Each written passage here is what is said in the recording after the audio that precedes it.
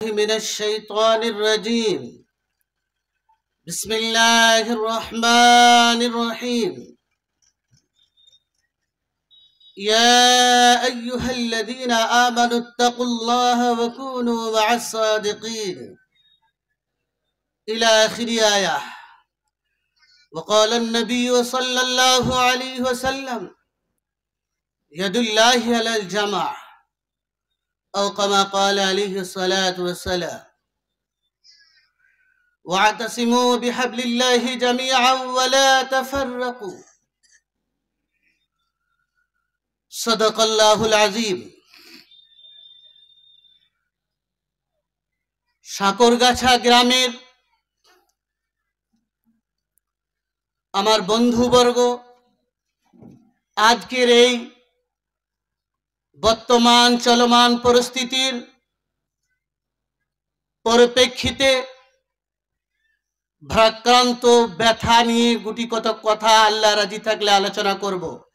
আজকের এই মহতি সভার যিনি বিজ্ঞাপিত নির্বাচিত সভাপতি মহাশয় শেখ জনাব বাবর আলী সাহেব হাফিজাহুল্লাহ বারাকাল্লাহু ফি হায়াতিহি, মঞ্চে উপবিষ্ট আছেন বীরভূম জেলার বিদগ্ধ মুহাদ্দিস জৈয়দ আলেমে দ্বীন প্রখ্যাত মুনাজির শেখ আমার অত্যন্ত শ্রদ্ধাভাজন,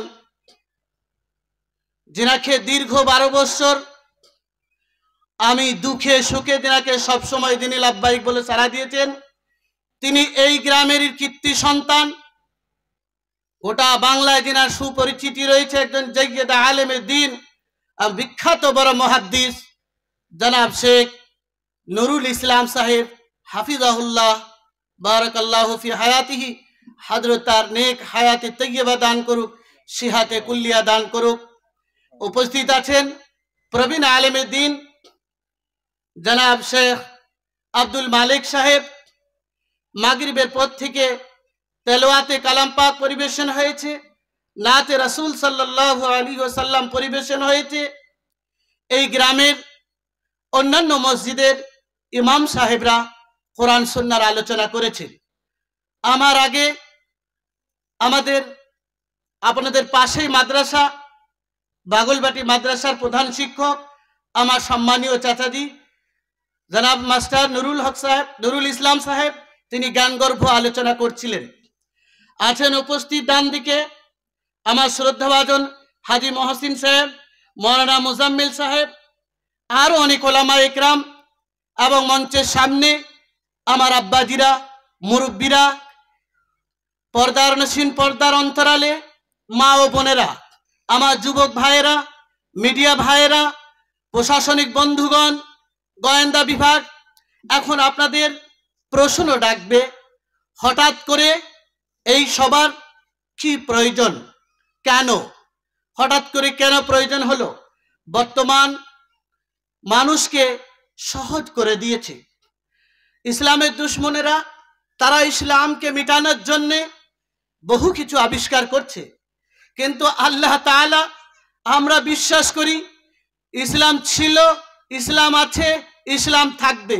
আল্লাহ তাআলা বলছেন, আমার কাছে একমাত্র মনোনীত, বিজ্ঞাপিত, প্রেরিত দিন হচ্ছে ইসলাম। ইন্নাদ দীনা ইনদাল্লাহিল ইসলাম। তাই তারা যত প্রপকাণ্ড করুক না কেন, আজকে দেখেন ইন্টারনেটের মাধ্যমে তারা হয়তো আমাদের বিরুদ্ধে অনেক প্রচার প্রসারিত করছে। প্রিন্ট মিডিয়া, ইলেকট্রনিক্স মিডিয়া, তারা আমাদের খবরগুলোকে প্রচার করে না, কিন্তু সোশ্যাল মিডিয়ার মাধ্যমে সারা পৃথিবীতে কোথায় কি হচ্ছে সেটা সহজে আপনি বাড়িতে বসে জানতে পারছেন। এখন যে জিনিসটা নিয়ে গোটা ভারতবর্ষ তুল কালাম, সেটা হচ্ছে কি ওয়াকফ অ্যামেন্ডমেন্ট বিল। আমরা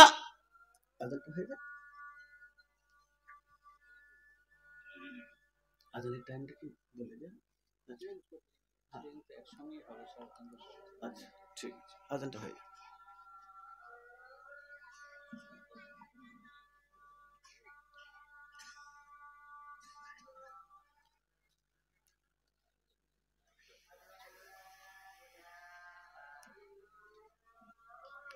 ভাই দয়া করে মজলিসটা ভাঙবেন না। হ্যাঁ, শেখ সাহেবকে দেন। মজলিস ছেড়ে কেউ উঠে যাবেন না, নামাজটা পড়ে পড়া হবে। আসসালামু আলাইকুম। আজান অবশ্য হচ্ছে, আজানের জবাব দেওয়া ওয়াজিব।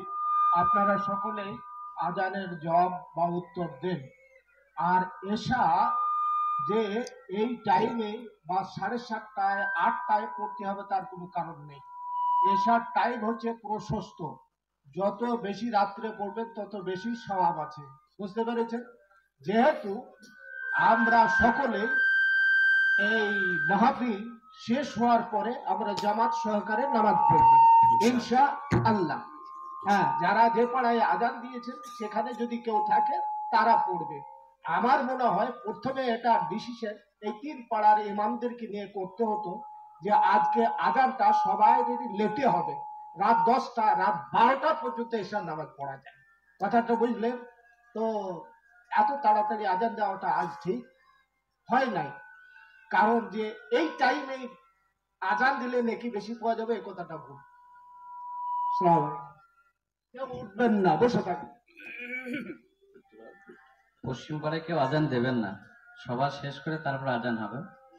যাক, আলোচনা হয়নি, মিস্টেক হয়ে গেছে। এখন আপনারা যেভাবে চুপচাপ বসে আছেন বসে থাকুন।